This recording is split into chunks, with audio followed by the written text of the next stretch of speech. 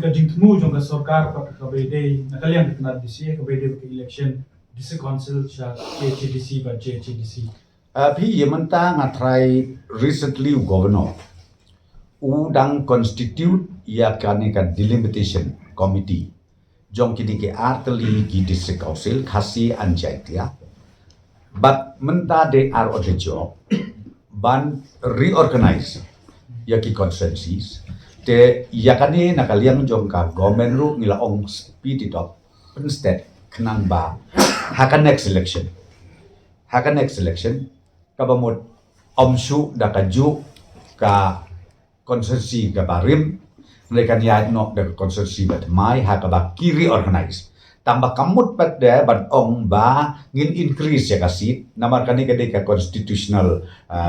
obligation ka bangimla ban ong ngin increase na ka harpunda siya ka saupo siya ka laipo te kat kum ba kalong himata ka jingkerpat na kilian ki arteling di social kalong ki ong ba ki kwa ban le ya ka delimitation namar ba don ki consensi ki ba kham he wat ban ya ka consensi men iru te na daw ki kwa ban le ya ka delimitation te na kilian jong iru ngi ses bakin employ kat bala Pibone me ka thong pat ba level pendak ka por biak tan ban yo pelong ni election kumba ka di berlong. Ban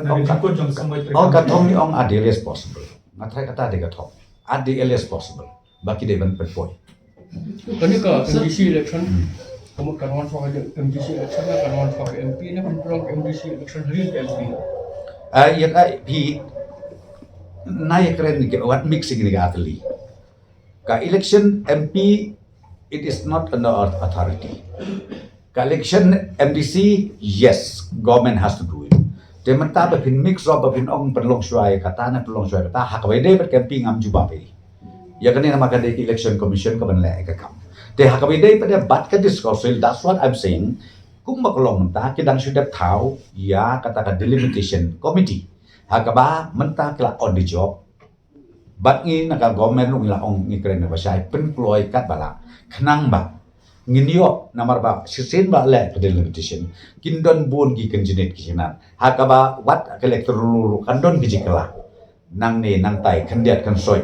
kata ka konstitusi ka bala se ka badon sauko le san poja kan mi no setang arpusan lai poja kita